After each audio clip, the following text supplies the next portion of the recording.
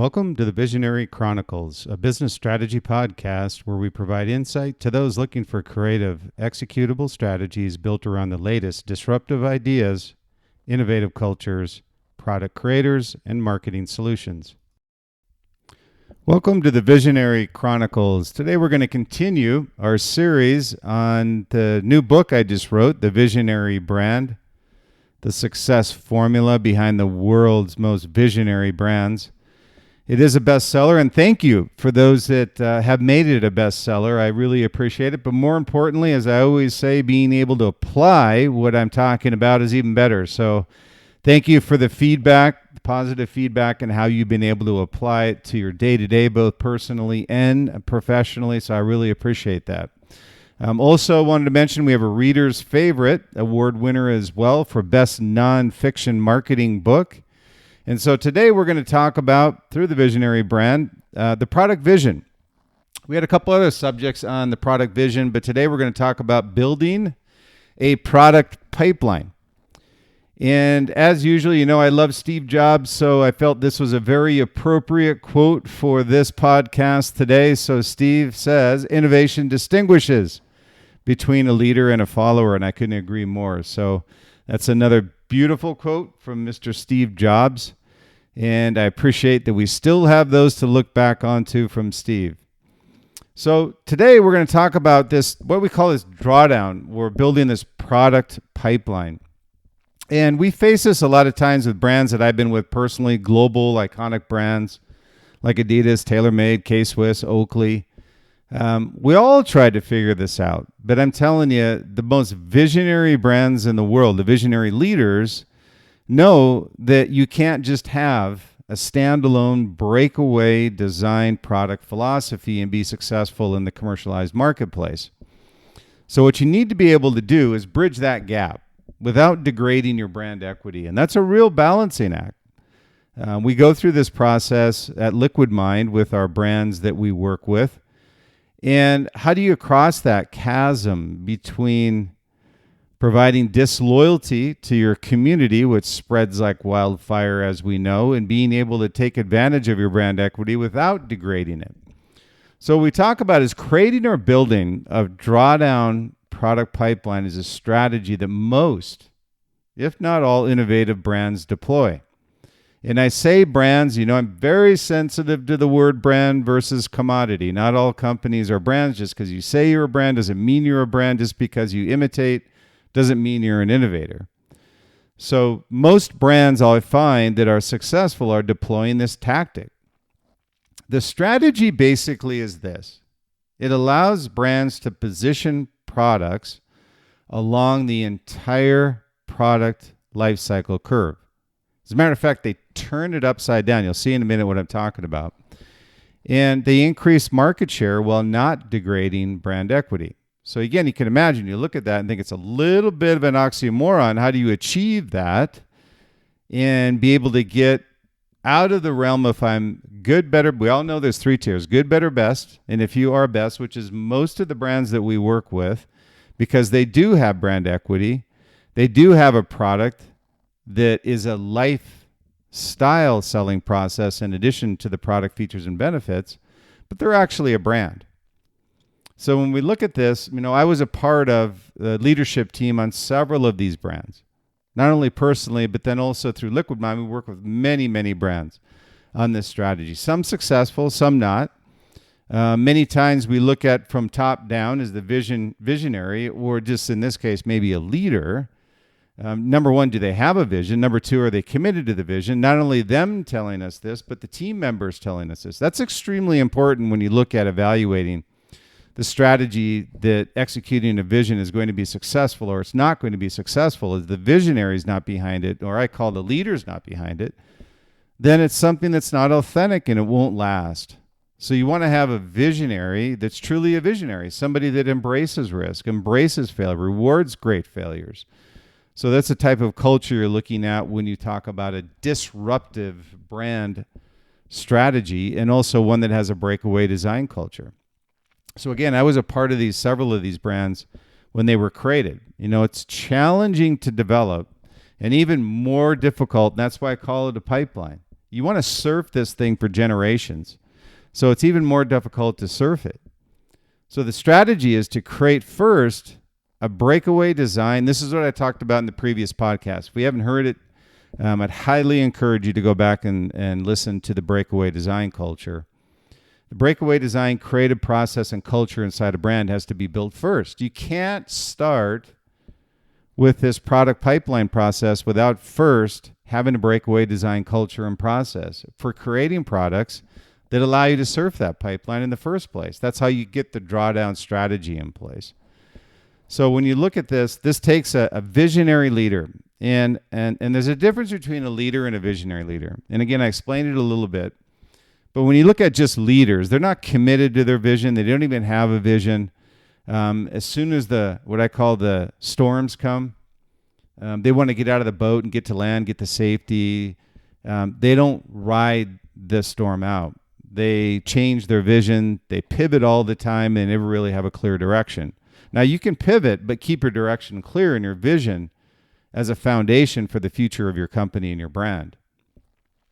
So you need that visionary leader, one who understands the risk it takes and the rewards for successfully creating a breakaway product plan. Now, that's the foundation that needs to be set first before you think about creating a product pipeline.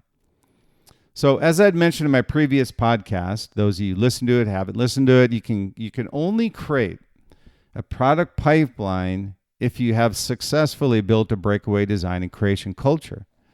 A cultural foundation built on anticipating, not asking, but anticipating what your customer wants, embracing risk, creating an idea machine, and being a relentless innovator who always strives for disruption. Now, you can be relentless and still pivot on an innovation, but you have to have this passion, this vision around what your intent is. Your intent is to disrupt. Your intent is innovation is incremental, disruption is revolutionary and generational. So having these in place before building a product line is why so few authentic brands and even fewer sustain a culture of continuous disruption. And, I could probably count in my right hand how many truly have that in place. And although there's a lot of successful companies, very few have this breakaway design, not only product, but culture. So anybody who joins a culture gets infused with this breakaway design culture, not even from the visionary. It's from those on the team that have the passion for executing the vision. So a key element to creating a product pipeline, assuming that you have this breakaway product and design culture, is understanding where to fill the voids with your price tiers. And what I mean by that is we're assuming you're a premium brand, so you're best level. But you see a lot of opportunity with your product category on the good and better level. But you have to be very careful with how you position your product, and you don't degrade brand equity and or lose loyalty from your community. It's different now.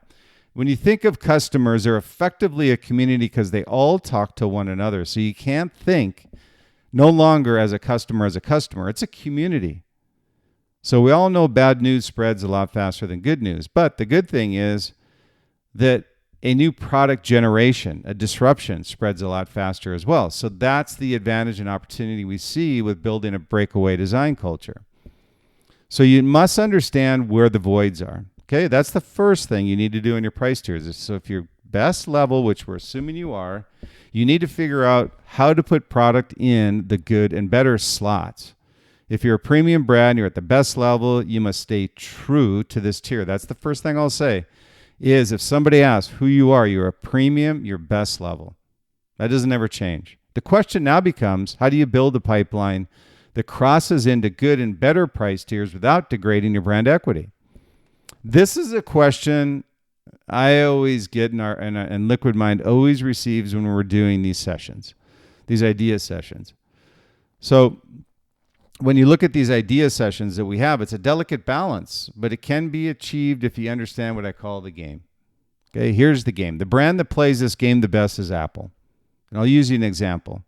And I use a lot of these case studies in the Visionary Brand book, by the way, so you can see the charts I'm talking about, what the innovator curve looks like versus a traditional product lifecycle curve. And Apple always wants to create, first and foremost, a breakaway product. Okay, this is, let's just say, for example, the iPod, the iPhone. And also it includes iTunes, the Apple Music Store. Those are all disruptors. They disrupted the category. They disrupted the phone category. They disrupted the music industry. They're disruptors.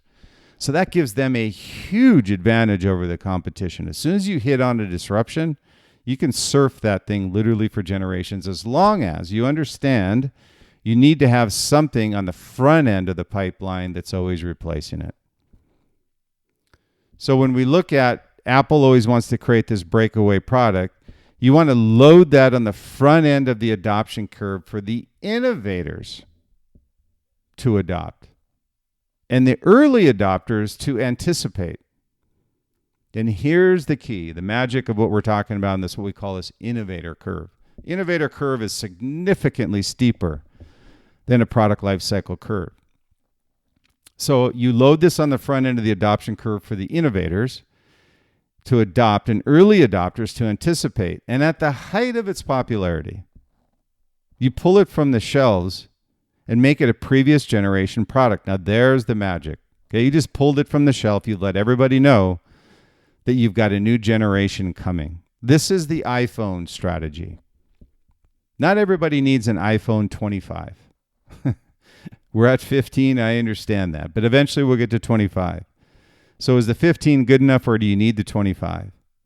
What they've done is they've fed the front end of innovators to anticipate a new product generation coming. And now, when you pull it from the shelf, you make this previous generation before the early majority and late majority are allowed to purchase it. You know, this is called the innovator adopter curve, and it's much steeper than the traditional curve. In the Visionary book, I provide an example of what that looks like. So you can imagine, so what their strategy is they've already got, let's say, for example, that they've released the iPhone 15. They've already got the 16 being commercialized. They know exactly to the day, the minute, whatever it is for the release of the iPhone 16. Okay, they know that. They have to have that in order for them to have a breakaway design culture. And it can be a disruption, category disruption, or in this case, it can be an innovation. And it doesn't always have to see a groundbreaking innovation other than it's the next generation. But what it does effectively, it gives Apple permission to reduce the price of the previous generation, as long as, here's the key, as long as there's another generation that feeds the front end of the curve for the innovators to adopt. Okay? If you break that rule, all of a sudden this pipeline gets broken and it crashes. You can no longer surf it. So again, pulling the product from the shelf gives Apple permission. Now the permission has to come from the community to understand this is a previous generation. It's why it's cheaper, but it's still Apple. So you can imagine the previous generations in the pipeline all go to the back end. Those go to the early majority and late majority. Now, most brands on the traditional adoption curve will feed a product all the way through its life cycle, the current generation, until it bleeds out. The riskiest but most profitable way is what we do here, the innovator curve. We take that product off the shelf knowing that we've got a 16 ready to go, and we tell everybody what the difference is between the 15 and the 16. And the adoption cycle is in place. But they need to have that 16 ready to go before they pull this off the shelf. So you can imagine the cycle of why, and again, so many brands don't do this successfully is because they're not prepared with another product generation. So again, pulling the product from the shelf gives Apple this cool permission to reduce the price of the previous generation as long as there's another generation that feeds the front end of the curve. Building this pipeline along the adoption curve creates a product, what they call a product squeeze. Okay, you may have a Samsung or a lower price point product, But what it allows you to do is then put the iPhone 12, the iPhone 12 goes to the late adopters, iPhone 13 goes to the early adopters, and the next generation goes to the innovators. So it creates this product squeeze. You could have a product at $1,000 for the iPhone 16. You could have a previous generation at $800, and you could have the generation before that at $600. So all of a sudden, you're squeezing across the curve, the adoption curve, and you're squeezing your competition out while gaining market share and not degrading your brand equity. That's a huge, huge plus in the marketplace. So when you look at this, you got to make sure that you have something that is in the pipeline. So it creates this product squeeze where Apple can secure market share along the entire curve now without degrading brand equity. A brilliant strategy and extremely, extremely hard to pull off effectively because you need to sustain that product pipeline with the generations that are commercialized and ready to go in the marketplace. So most brands we work with at Liquid Mind understand the concept, are but not always, I say, committed to executing it sustainably. Okay, sustainably means, listen, this isn't a one-hit wonder. You need to have this in place and a strategy in place. And that's why I say you need to have the Breakaway design, product, and culture in place before you think about executing this strategy. So most brands we work with at Liquid Mind understand, but they're not always committed to sustainability. This is Apple's lifeblood. Along with other brands, they have stayed committed to this strategy since Steve rejoined Apple. This is what Steve wanted to create, was a demand principle behind the Breakaway design products. So having discussed this product pipeline strategy, what steps can you take with your brand? And what do we go through with our ideation sessions on implementing this with Liquid Mind?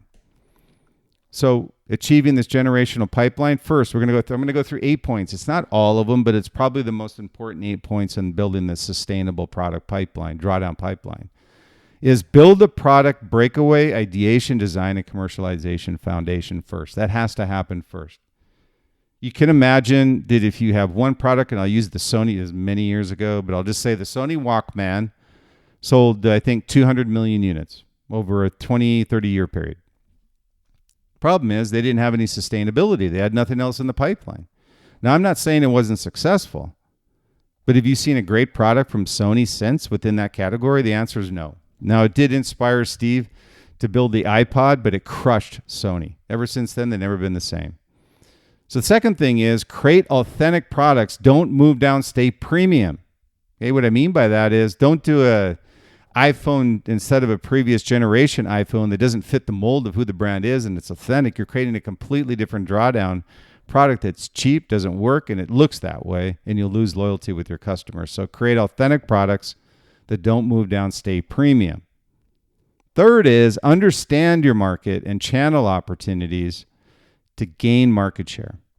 What I mean by that is most people look at revenue growth through door count growth, sales per square foot increase. Now, those are great, but what I'm looking at is hundreds of millions of dollars that we want to create in market share growth. So understanding your market and channel opportunities may be a case, and I'll use an example of, let's say, Dick's Sporting Goods, where you have a category of product at a premium level, and Adidas and Nike does this with their footwear, is finding an opportunity to build the product that still is timeless and authentic and has the performance characteristics that match the brand vision for Nike or Adidas, and you'll get a home run. So that's what we talk about, opportunities to gain market share, not just door count growth, but partnering with your retailers, or on this case with D2C, is finding products that don't degrade brand equity through inferior product performance and are not premium. So these all mesh together, so keep all 8 in mind. Be relentless with innovation and disruption as 4. Relentless means you're not giving up. Thomas Edison, again, I've used this many times, but 9,999 times he said, was not a failure, but he found 9,999 ways not to invent the electric light bulb. So this is being relentless with innovation and disruption. Number 5 is embracing risk and rewarding progressive failures. Many times this gets quoted as rewarding failures. Failures move you closer to executing your vision, no doubt. But if it's not a progressive failure, meaning that it moves you 2 steps forward, not 3 steps back, that's a progressive failure and should be rewarded. And you need to embrace risk, or else your team isn't going to be passionate around finding disruptive opportunities. Know when to discontinue and know when to release. Timing is everything. Look at that adoption curve, and in the book with Visionary Brand, I have that innovators adopter curve, and it is a significantly steeper curve than you'll see on the traditional adoption curve.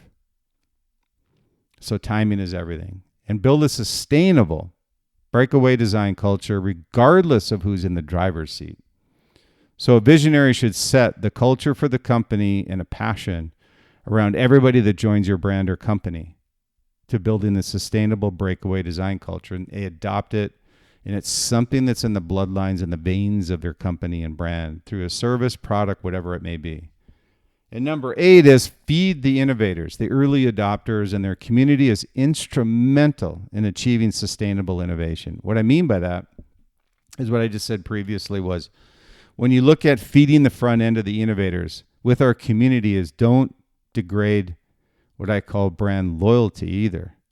People talk about brand equity, but I say brand loyalty is probably even more important than brand equity, because sustainable part of your brand equity is having that community that continues to purchase those innovators, the early adopters, and their community is instrumental as a word of mouth to your innovations and why you continue to be an innovator in your category and why they love your lifestyle. So these again are 8 points: building a product breakaway design, ideation, design, and commercialization foundation. Create authentic products, don't move down, stay premium. Number 3 is understand your market and channel opportunities to gain market share. Number 4 is be relentless with innovation and disruption. Number 5 is embrace risk and reward progressive failures. Know when to discontinue and when to release. Timing is everything. That's number 6. Build a sustainable breakaway design culture regardless of who's in the driver's seat is number 7. Number 8 is feed the innovators. The early adopters and their community is instrumental in achieving sustainable innovation without degrading brand equity. You have permission in this strategy to move products along the adoption curve on the back end. Everybody loves a lower price except for the innovators and early adopters. That's why you need to take care of that community and this strategy. So being a revolutionary innovator is a generational goal. It's not just a year-to-year goal. It's generational. You can surf this pipeline for generations. But it takes a commitment from the visionary leader to sustain its success. And I continue to word sustain. You can't be a one-hit wonder and be successful or generational. If your brand wants to be generational leader while maintaining market share growth, you'll need a sustainable long-term strategy built around your product pipeline. You can achieve greatness. I always say you can achieve greatness if you understand the rules of the game. Don't try to twist them. Just make them work to your advantage. Go ahead, play the game, have fun, and be relentless and be great. I always say stay true, stay authentic, be different, and be great. In addition to the Visionary Brand book, I wanted to let you know that I am in the process of writing a new book, The Visionary Leader, which will be released probably towards the end of this year. But with the success of the Visionary Brand, we just released our master course. So the master course site is at thevisionaryfiles.com. It includes a master course with 18 video learning segments and almost 2 hours of video production.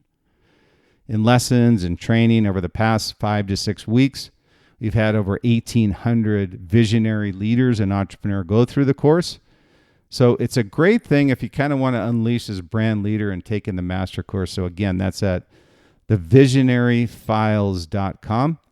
I also oversee, as you know, Liquid Mind. You can reach out to us. We have free introductory sessions. If you've got an issue, something you'd like to discuss, feel free to reach out to us at Liquid Mind, LIQUIDMINDSITE.com. We have free advisory sessions. If you'd like to continue that, we have that in place as well. We work a lot with our visionary leaders on those advisory sessions. You can also reach out to me directly. If you have any questions, anything you'd like to follow up on the Visionary Chronicles podcast or otherwise, at Bryan, Bryan, at liquidmindsite.com, liquidmindsite.com. Also at Facebook, Bryan Smeltzer 33. Also at X, at Bryan Smeltzer, and then also at LinkedIn. So again, I appreciate your time. Thank you for listening to the Visionary Chronicles.